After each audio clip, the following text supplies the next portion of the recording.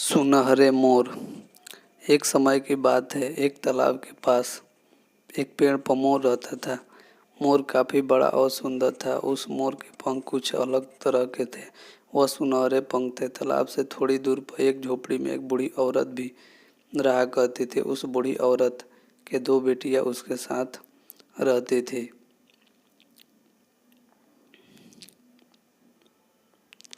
बुढ़िया के पति की बहुत पहले मृत्यु हो चुकी थी। बुढ़िया काफ़ी मेहनत कर अपने और दोनों बेटियों का लालन पालन बड़ी मुश्किल से कर पा रही थी। पेड़ पर बैठा हुआ मोर प्रतिदिन उस बुढ़िया के मेहनत को देखा करता था। मोर को उस बुढ़िया पर दया आ गई। मोर ने सोचा कि देखता हूँ मैं उस बुढ़िया की क्या मदद कर सकता हूँ। उन्होंने सोचा कि अगर मैं अपने पंखों में से सुनहरा पंख बुढ़िया को दे दूँ और वह उससे सोने के पंख को किसी सुनार की दुकान में बेच दे तो उसे काफ़ी पैसा मिल सकता है और उन पैसों से वो अच्छी तरह से अपने परिवार का पालन पोषण कर सकती है। यह सोचकर अगले दिन मोर उस बूढ़ी औरत की झोपड़ी के नज़दीक जाकर बैठ जाता है। जब बुढ़िया अपने घर से बाहर निकली तो मोर को देखकर बुढ़िया ने सोचा कि शायद यह मोर बहुत भूखा है और खाने की तलाश में उसकी झोपड़ी के पास शायद आया है। बुढ़िया ने मोर से कहा कि मेरे पास तुम्हें खिलाने के लिए कुछ भी नहीं है। बुढ़िया की बात सुनकर मोर ने कहा कि मैं खाने के लिए नहीं आया हूँ, मैं तुम्हें कुछ देने के लिए आया हूँ। मोर ने बुढ़िया को अपने सुनहरे पंखों में से एक पंख निकाल कर दे दिया और कहा कि इसे बाजार में बेचकर तुम अपने लिए पैसे का इंतजाम कर सकती हो। अगले दिन बुढ़िया और उसकी दोनों बेटियां सोने का पंख लेकर बाजार में बेचने के लिए चली गई थी।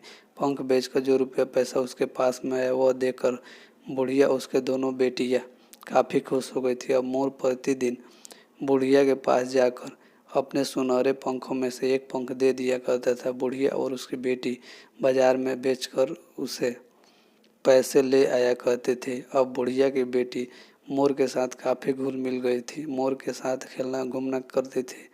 ठंड के मौसम में और बरसात के दिनों में उस मोर की अच्छी तरह से देखभाल भी किया करती थी। धीरे धीरे समय बीत रहा था। बूढ़ी औरत अब काफ़ी लालची हो गई थी। उसने सोचा कि एक सुनहरे पंख से जब इतने पैसे मिल सकते हैं तो अगर एक ही बार में सारे पंख ले लिए जाए, उसे बाजार में बेच दिया जाए तो एक ही बार में काफ़ी पैसे मिल सकते हैं। यह सोचकर उसने एक योजना बनाई कि कल जब मोर यहाँ आएगा तो मोर को पकड़कर उसके सारे पंख तोड़ लिए जाने चाहिए। यह बात उसने अपने दोनों बेटियों को भी बताई। उसकी दोनों बेटियां मोर के साथ ऐसा व्यवहार करने के लिए बिल्कुल तैयार नहीं हुई। उन्होंने अपनी माँ की बात मानने से साफ इनकार कर दिया। अगले दिन जब मोर बुढ़िया के दरवाजे पर पहुंचा तो बुढ़िया ने पीछे से आकर मोर का गर्दन पकड़ लिया और उसके सुनहरे पंख को तोड़ना शुरू कर दिया।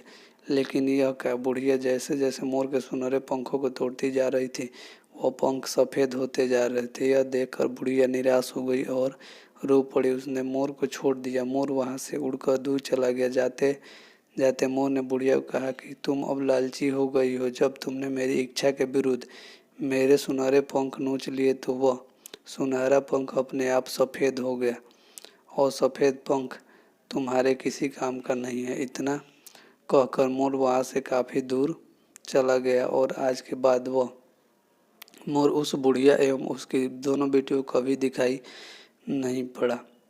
मोरल ऑफ द स्टोरी, लालच बहुत बुरी चीज़ है। हमें कभी भी किसी भी चीज़ की लोभ नहीं करनी चाहिए।